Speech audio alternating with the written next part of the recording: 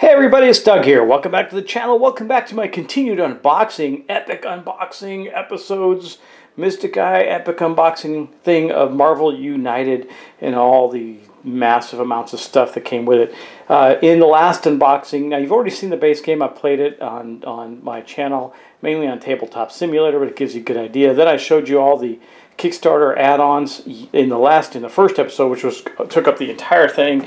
Now I'm going to show you some of the expansions. And in this first one, we're going to get into the Infinity Gauntlet. Now, I haven't opened it, so I don't know what's in it. I do know it has a gauntlet, though. That's pretty cool. So let's take a look at the back first, and we're going to open it up and see what we got in here. So here's the back. You can read this if you want. Pause. There you go. Okay, see, there's an Infinity Gauntlet. There's Infinity Stones.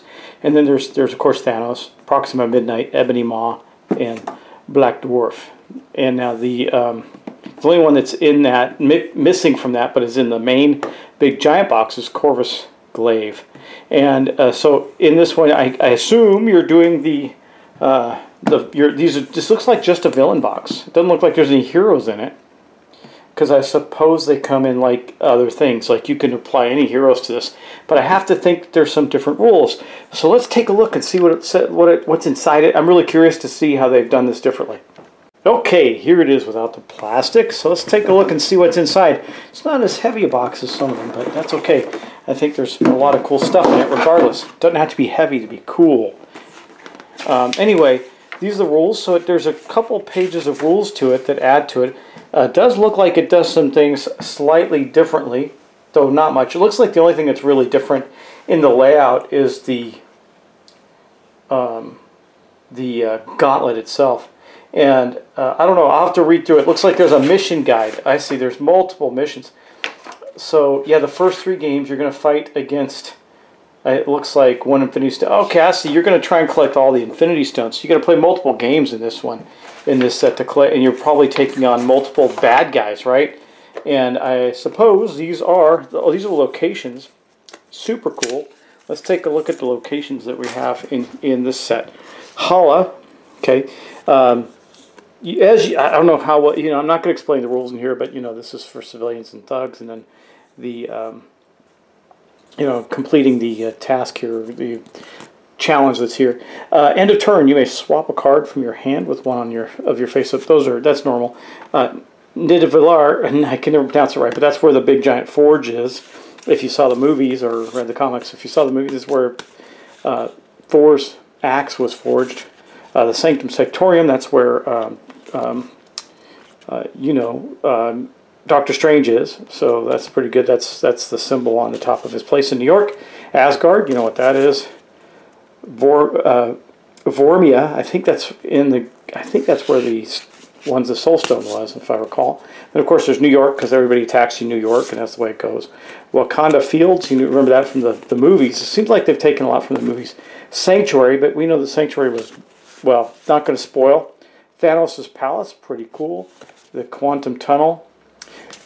Titan, that's, well, won't spoil it. Avengers Mansion, okay. If you haven't seen anything, I should say there's probably going to be some spoilers because I'm going to talk about what I've seen here. What's interesting about this is there are, I guess you're going to do different locations based on the scenario. I don't know that. I haven't read it. That could be a complete lie, but we'll see. And then it's got, it also has in it, as you can see, it does have a big giant Infinity Gauntlet, which is pretty cool. And then there's these villain dashboards. So that's the main one that has the typical, this is like from the normal game. This doesn't really look like it changes anything. Each hero immediately, yeah. So this looks like the same thing. We conquer this one, then the hero's available to damage, and then we can get an extra card. And then we got Ebony Maw here. We'll take a look at their miniatures as well.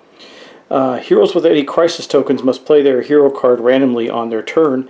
Then they discard 1 crisis token. Oh, so he causes some randomization, which really doesn't fit his powers that well, but that's okay. Deal 1 damage and give a crisis token to each hero in Ebony Maw's location. So he creates crisis tokens. I would have thought they would have played on his very powerful telekinetic abilities. Overflow. If 1 or more civilian or thug token can't be added to location, each hero in the location gets 1 crisis token. So it creates a lot of crisis tokens, which creates randomness. Got it. We got Proxima Midnight. She has a villainous plot. Slaughter Track. When this reaches 12, heroes lose.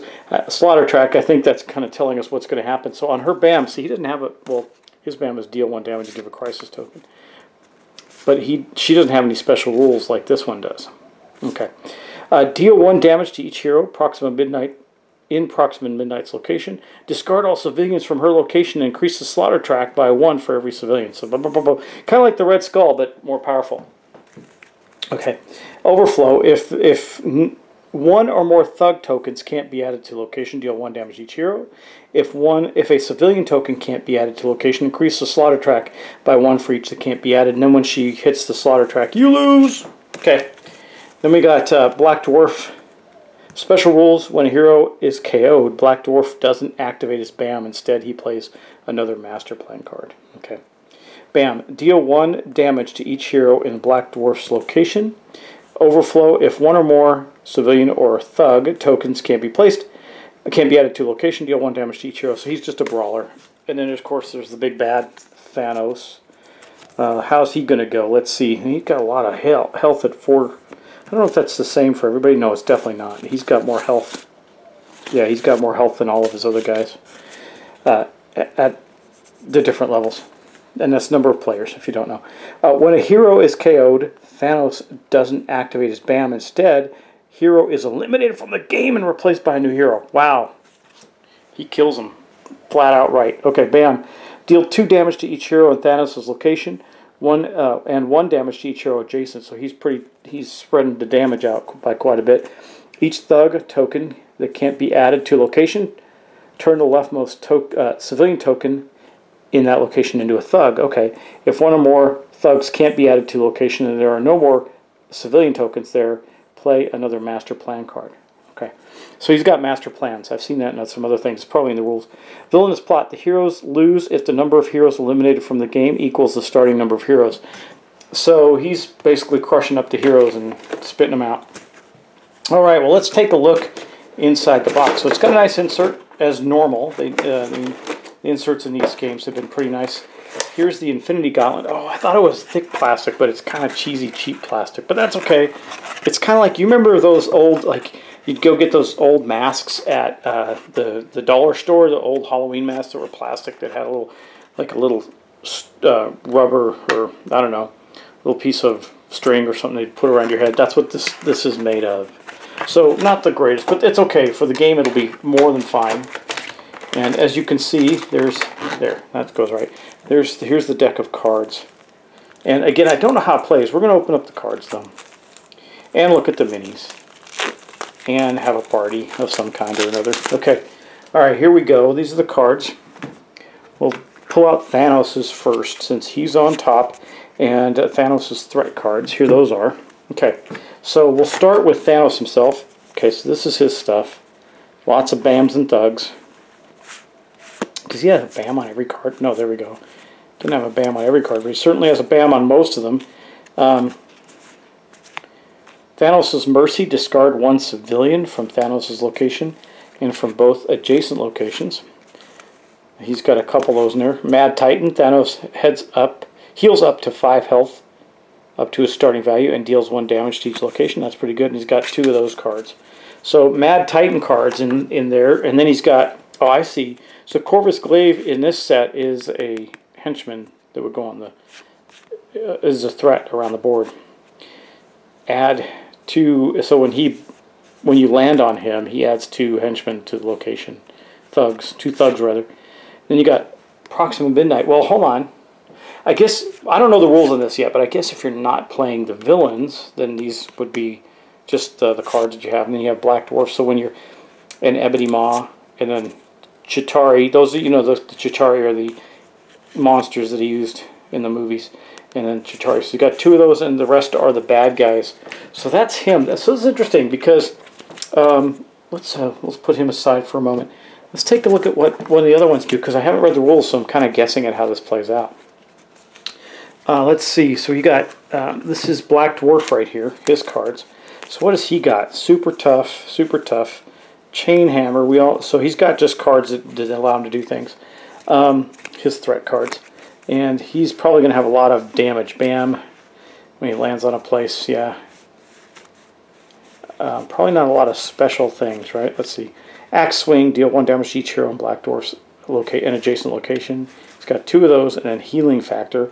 Black Dwarf heals up to 3. Okay. And that's him. And then he's got his cards here. Super Tough, as long as at least one Super Tough as a card is in play, Black Dwarf ignores 1 damage. So you got to get rid of these before we got to get, like we're playing right now. We got to get rid of these before he can take damage. And Chain Hammer, as long as at least 1 Chain Hammer is in play, Black Dwarf's Bam also deals 1 damage to each adjacent location. He's got 2 of those. And then Charge, deal 1 damage to each hero in this location. So when he lands there, he just charges. Boom! Smacks you down. So that's him and his threat cards. Okay. We'll keep going on that. Let's take a look at some more. We got, this looks like Proxima Midnight here. What's she got going on? So I guess you battle them until you're fighting Thanos, and then they all come back for the final battle. I guess that's how that works. Masterful Fighter. Yeah, she's pretty good. But let's take a look at her cards first. So, let's see. She got a lot of BAMs on her cards, too. She's more mobile than some of the other ones. Hunting Spear. Discard all civilians at Proxima Midnight's location and increase her track by the number of civilians discarded. Heroes in her location may take 1 damage for each civilian discarded this way. Okay. She's got 2 of those, and then Cleansing. Discard all civilians in both adjacent locations and increase the slaughter track by the number of discarded. Heroes in these locations may take 1 damage for each one. Okay, so that's what she does, and if you try and protect the civilians, then she damages you. Okay. Masterful Fighter, while in this location, Proxima Midnight ignores the first hit used against her. She's got a couple of those.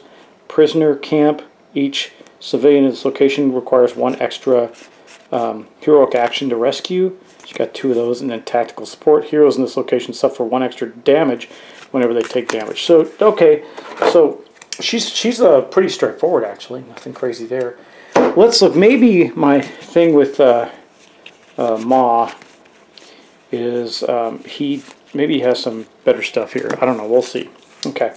Yeah, it's a telekinesis. There we go. That's what I was looking at. So Bam. Yeah, Bam. So he's got he's got some movement on him. He puts down a lot of baddies. Oh, these are different. Ebony Maw, move clockwise to the next location with the most heroes. Cool. Manipulation. Each hero in Ebony Maw's location takes a crisis token. Oh, and he's got a couple of those. Then Genius Intellect. Immediately play a number of additional Master Plan cards equal to the total number of crisis tokens. Okay, and then Genius Intellect. Okay, so yeah, I see where he goes. And then he does have Telekinesis. Deal 1 damage to each hero in this location adjacent. It's got a couple of those. Persuasion. Each hero in this location takes 1 crisis token. And Debilitating Torture. Heroes starting their turn in this location do not get actions from the previous hero card in this storyline. Ooh, that's pretty bad. That's actually really bad. Wow, that could be very impactful. But those are all the baddies cards, and then we got these power-ups from. Looks like all the different stones have powers.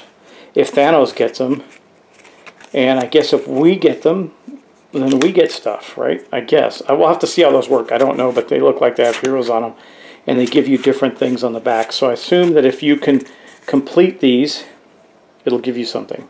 I don't know. Well, I'll have to see how they work. I have no idea how they work, but clearly Thanos is worse in this than in, or worse than this because the scenario changes up things quite a bit. Let's take a look at their. So here's the Infinity Stones. You can see here's the big one right there. Pretty cool. And you got the Infinity Stones here. Here are the miniatures. All the miniatures in this are really good, but this is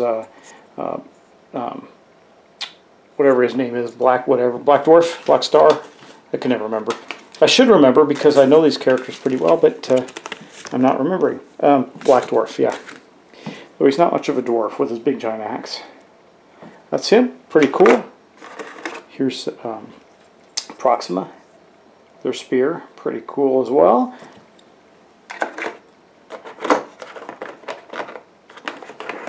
Thanos, I thought he'd be bigger as a miniature. He's a little underwhelming there, but he's still cool. I mean, miniatures are good. They definitely look great on the table in the game. And there's Ebony Maw right there. And that is what is in this pack. So let's just put the top back on here. That's the way it should go. Okay. And we'll look at something else. I don't know what other one you might want to look at, but let's see. I got a whole bunch of stuff. Maybe we'll go on to, I don't know. I'll figure it out. But here's how everything fits in the box. So I suppose you could put these under here, and that might work better for us. Yeah, put those under there, and then put this one on top because it fits in that slot.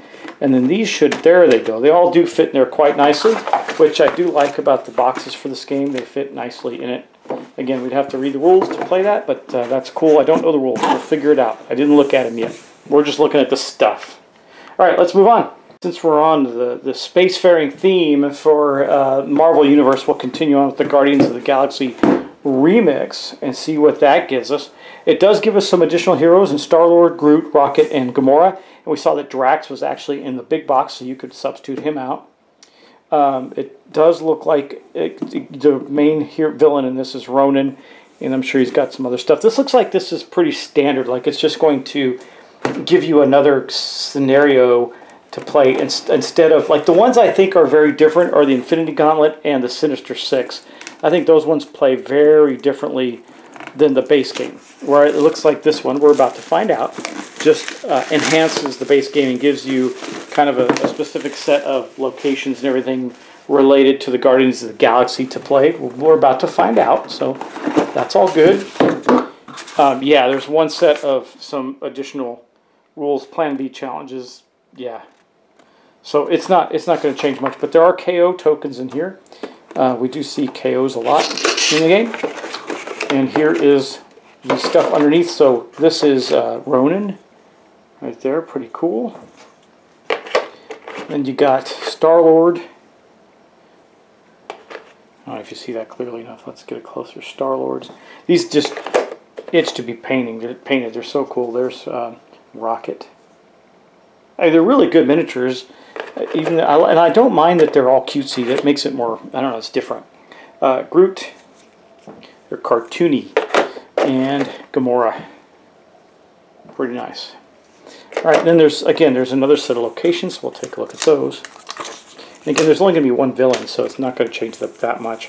Here's the villain, the locations. So the Milano, that's their ship.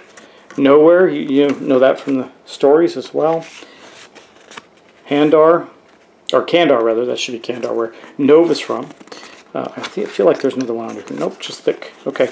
Morag, the Collector's Museum, which is, I thought was in the movies at least, was in Nowhere. And Kiln. Okay. And these locations do different. I mean, they're not that much. You may move to any other location because you're on the ship, so thematically pretty cool. Nowhere. End of turn, you may discard one action token to gain 2 action tokens of your choice. That's pretty cool, so you can do some trading there. Xandor, you may draw 3 cards until you have 3 in your hand, so it's healing. That's a healthy place to be. You know, they're good guys. Morag, end of turn, you may gain 1 wild token. That's pretty powerful, actually. Collector's Museum, end of turn, you may discard 1 action card to draw 1 card. Okay. In the Milano, or Kiln, you may discard 1 card from your hand to the bottom of your deck to place 1 token from PAL on any threat card. I don't know what that means, but we'll figure it out. So, or maybe we won't. I don't know. I didn't read the rules. Here's Ronan. Maybe this will tell us. Special rules: whenever a hero's KO'd, they get a KO token. Okay. Bam. Deal 2 damage to 1 hero in one of the locations heroes choose. Overflow: if civilians or thugs tokens can't be added to the location, deal 1 damage to the hero for each token that can't be added. And villainous plot: the heroes lose when the group has 4 KO tokens. Okay, so he knocks out the heroes. And then here are the cards. There's also a Plan B challenge, which is like an enhanced challenge. There's like additional challenges you can make to make the game more difficult or challenging, right? Let's see. All right, trying to get these open for us here. And here we go. So we got Gamora. Let's we'll glance through those. We'll take a look and see what's interesting about them. Gamora's probably all about fighty fight, right? She's probably pretty fast and does a lot of damage. So movement and damage, I would imagine. Heroic actions, combat, combat, movement and combat. Yep. Yeah, that's what I thought. What's her special? She's got Deadliest in the Galaxy. Each wild token or hit token you spend this turn gets you an additional attack action. Well, that's pretty good. Gamora, Deadliest in the Galaxy, and then she just got 3 of those. She's just a beast, but they all have a different bottom symbol. Okay, fair enough. That's Gamora. Let's take a look at Groot. Groot's cards are: I am Groot. You and another hero deal damage in your respective locations. That's pretty cool. He's got 4 of those. Wow, 5 of those. Are they different? They are different. Okay, so these are not. Then you got I am Groot, move to another location. I am Groot. They all have something on them. We are Groot. You and another hero draw a card. I like Groot, but his symbols, he's got less symbols on the bottom, except for his wilds. Cool, Groot's different. I like it when they're different. Okay. Then we'll take a look at Rocket. Rocket's going to be probably a lot of shooting in the adjacent spaces or something, and gadgetry perhaps. So movement, attack, attack, attack, attack, double attack, heroic action. Not much in heroic action. Wilds, Master Tinker, gain 1 wild token, or your action token can be used twice this turn. Pretty cool. Master Tinker, that's the same thing. Nope. Yeah, same thing. And Raccoon Senses, gain 1 wild token or convert any number of action tokens you own into wild tokens. That is pretty special. I like that. Okay, then we got Star-Lord. Before we get to the villain, let's take a look at Star-Lord. Lots of movement, I imagine. And some combat, lots of movement. And heroic actions. Yep, that makes sense. And then Problem Solver. Give a token or another token from the hero pool to any other hero. He's got 3 of those. Those are good. They allow you to get some tokens out, which means more actions, which means more options. Okay, and then we got, so here's the Plan B card. This is interesting because these, I don't think they have any of these, I don't remember, in the base game. But it's a setup. Replace the 3 base mission cards with the Plan B mission cards. Heroes can win as usual by defeating the villain, but they also immediately win if they complete all 3 Plan B mission cards. So here's the base mission cards, which is defeat thugs, rescue civilians, and clear threats. Where are the... I don't know. Okay, I guess... Are these... Oh, are they double-sided? Oh, these are the Plan B cards. So, I guess they're probably tougher. Yeah, they're little... Oh, yeah, they're tougher. So you can do that, and then if you complete all 3 of these, then you automatically win. So that makes sense. Ronan, he's got... his BAM is move clockwise. So we've seen that in other characters. Okay, that's Ronan. He's pretty tough. Lots of BAMs. Doesn't move around a lot. He stays put, doesn't he? I mean, does he move at all? Oh, move clockwise. So move counterclockwise. So he moves back and forth. So he's a little unpredictable in his movement. But he doesn't have any normal just move 2, move 3. So he doesn't move far, but he's moving to the next location. It says move counterclockwise to the next location with no heroes.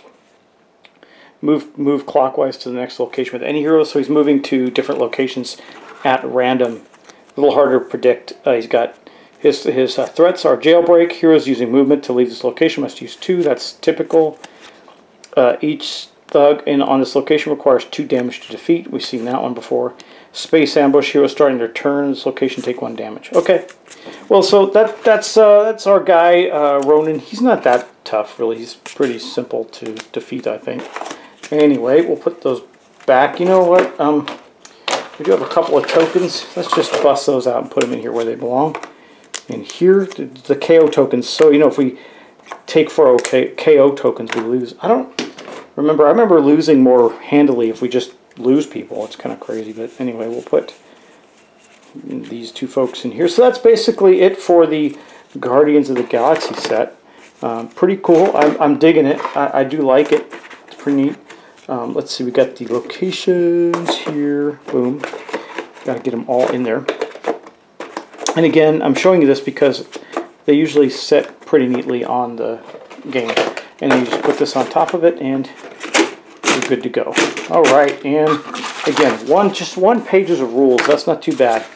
All right, well, we busted open 2 more sets from the game that we can take a look at, and in the next episode, I will bust open a couple more. There are 4 total left, and we'll get to them. So thanks for watching, thanks for subscribing, and I'll see you in the next video.